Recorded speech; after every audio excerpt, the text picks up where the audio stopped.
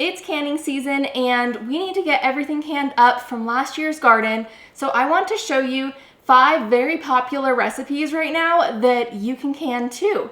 Welcome back, I'm Carrie. This is Keep It Simple DIY. These are some of the most popular and unique recipes. I'm going to start with more mainstream style recipes and then get into the very fun ones, so make sure to stick around for the fun ones towards the end. I'm going to talk about each item and why I like it, give you a little bit of information about it, and I'm also going to show you how to can it. So let's start with the first one, and this is beef stew. Meals in a jar are such a popular topic right now. Everybody loves a good meal in a jar, right? Especially when it's pre-cooked and canned. So this is a great one. It uses up a lot of the garden veggies. If you still have onions, if you still have potatoes, if you still have carrots from last year's garden, they all go in here. Of course, it goes without saying, if you're canning any recipe, you need to be using a safe and tested recipe, and I'll leave links to those below. But this one is super convenient, super handy, and super trendy. I start out by chopping all of the vegetables. The vegetables in this beef stew are celery, carrots, onion, and potatoes. And I am going to get them all measured out. That is an 8-cup measure. And at this point, all it is chopping away. We are prepping all of the veggies first. Carrots and potatoes both need to be peeled and washed before you chop them. And then we are chopping everything into decently large chunks because this is a stew and that makes it super delicious. So once we get all of our veggies chopped up, we are going to get our meat browning in just a smidgen of oil on the bottom of the pan. We want the meat browned before we can it because then we have a better texture. And then once our meat is browned, we dump all of our veggies in, and hopefully you put them in a pot that was big enough. I did not, so I had to move them into a bigger pot and then cover with boiling water. I also didn't have enough boiling water, so I added some other water and brought the entire pot up to a boil. And once we're at a boil, it is time to jar these up. So we follow the standard jarring process. We fill with all of the ingredients and then top with the liquid. Make sure that we're at our 1 inch of headspace before we debubble, and then wipe the rims, put the lids and the rings on, and get them into the canner. Of course, we need to let our canner vent for 10 minutes, and then once it's been venting, we will add on the weight, and where I live, it's mile high, so 15 pounds of pressure is what I'm going to, and then we will can this for the amount of time that it calls for in the recipe, and then we get to take out our jars. And this one I think will always be on the list of popular items to can just because it's that good, it's timeless. It is strawberry jam. Strawberry jam has always been a favorite, and you can do it with such minimal ingredients. You don't need to have a big fancy canner. You don't need to have pectin. All you really need is strawberries, sugar, some thyme, like not the spice thyme, but your own thyme, and a little jar. You can water bath can it in literally any pot. So this always will be on the list, and I have 2 different sizes here.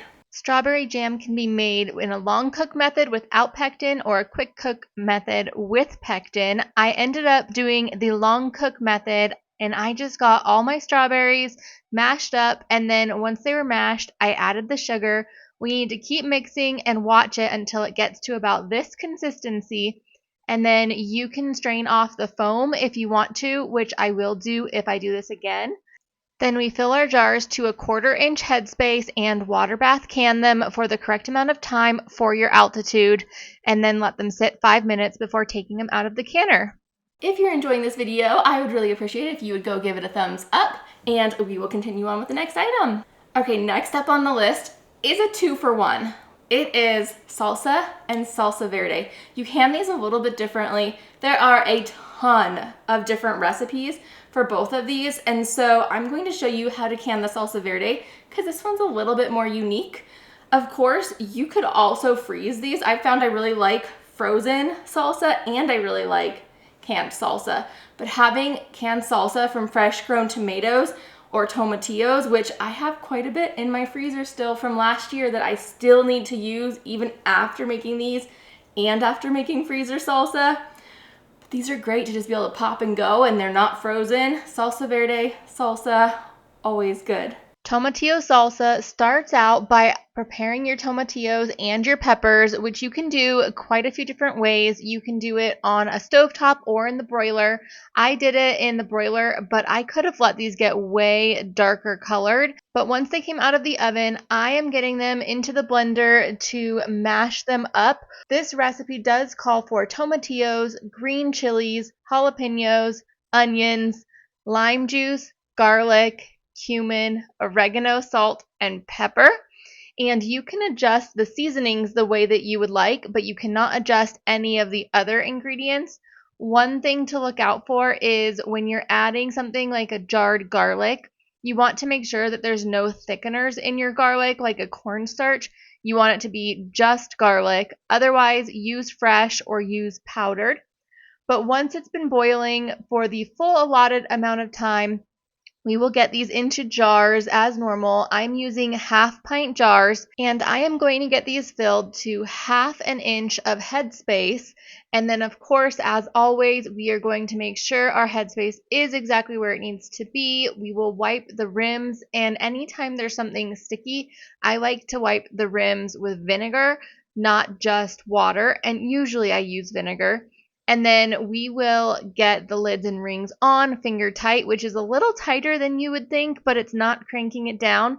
And then we will get these jars into a water bath canner and process for the proper amount of time for the elevation that you're at.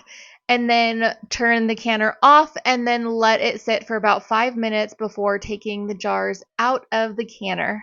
Of course, you want to let your jars then sit for about 24 hours, and then the next day, remove your rings, check your seals, and wash your jars.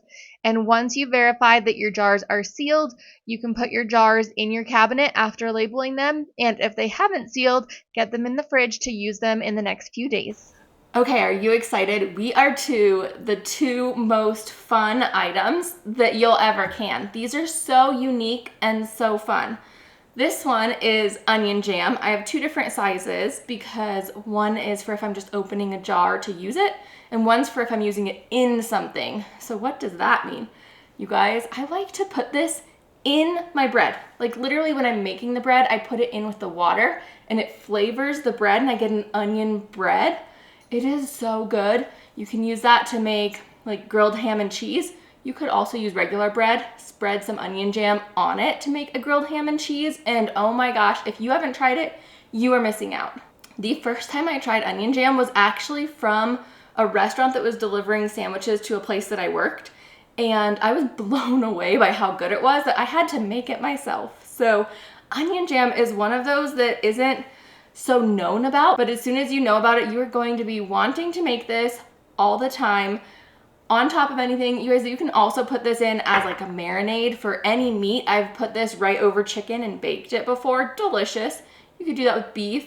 Literally anything. It is so, so good. We are going to start off by dicing our onions, and I find that the best way to get a very even dice is to use some type of a chopper. That way they're all approximately the same size. So I am going to do that and get 2 pounds of onions diced up. And then once we have our onions diced up, we need to combine the first 6 ingredients of this recipe into a large Dutch oven or stainless steel pot, or I just use any pot.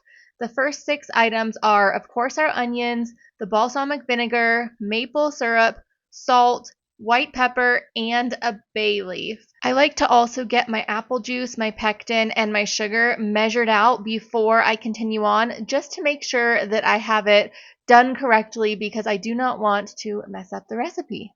Over at the stove, we need to cook our first 6 ingredients for about 15 minutes or until the onions are translucent, and we need to be stirring this occasionally. And then once they are at this point, we can stir in our apple juice and our pectin, and we need to bring this to a full rolling boil that we cannot stir down, and we want it to be over high heat. We also want to constantly stir it. So at this point, do not walk away. Once we get there, we're going to add in our sugar and keep stirring it until it dissolves, and we want this mixture to return to a full rolling boil. Once it's returned, we will boil it for 1 minute, stirring it consistently. Then we can remove our bay leaf, and then if there's any foam, we can skim that foam out. But from there, we follow our standard procedure. We are going to ladle our jam into our jar with a 1/4 inch headspace. Of course, make sure we don't have bubbles, wipe our rims, get our lid on and our rings finger tight. And then we are going to water bath can this. And I do use my pressure canner for water bath canning as well. I just only use the water and have it boil rather than using the pressure gauge. We will process these for 15 minutes, but you need to adjust for your altitude. So for me at Mile High, I need to add 10 minutes to that to process for 25 minutes. And of course, as always, we need to let the canner cool down for 5 minutes before we remove our jars. And then the next day, we can take our rings off, see if they sealed, and if they didn't, we get a delicious snack. And if they did, well, we just need to open a jar to have that delicious snack. And the one that is probably the most popular around the garden and canning community is zucchini pineapple. And I've got to say, this is fantastic. So this is zucchinis, either chopped up or shredded and canned in a pineapple juice mixture. And they taste like pineapple, not even kidding. So in here, they're cubed because then you can use them in anything that calls for pineapple. Pineapple upside down cake, use it. Pineapple smoothie, use it. Zucchini bread, use it. Pineapple zucchini bread. You definitely want the shredded for more of a zucchini bread, but sometimes I have used, when I only had it, the cubed, and I just put it in a blender and then it was fine. Make sure it's not super watery though, of course, just like you would with regular old pineapple, drain it, and then you could still use the juice for something else. Great way to use the juice or the entire thing. Throw it in with some rice, maybe throw some coconut milk in as well. Make yourself some pineapple rice, super delicious. Or anything teriyaki. Take a jar that has diced zucchini pineapple, mix it in, make your sauce with it because this is a sweet pineapple juice. Use that, add some soy sauce or coconut aminos, and you've got yourself a great teriyaki. Add some cornstarch to thicken it up. Teriyaki over chicken. It's summertime. This is more of something that you would want to make in the summer when all the zucchini is coming in, but I wanted to make sure to include it because 1, it's one of my favorites, and 2, you need to know this before zucchini season comes so that you can make it too. This has become one of my favorite recipes to make. It's such a great way to use up all of that zucchini. So I'm starting by peeling the zucchini, and then if you have large zucchini like mine, you'll want to take the big seeds out of the center. Ideally, you would pick them before they get to that point, but no problem if you have to cut the seeds out. From there, we can do one of 2 things, either dice or shred our zucchini. So here I am dicing the zucchini into 1/2 inch cubes. And then I am going to measure out how much I have in my pot. My pot has measuring marks on it. And then I am going to do the same thing for the shredded. And you could use any color of summer zucchini or squash, whether it's yellow or green.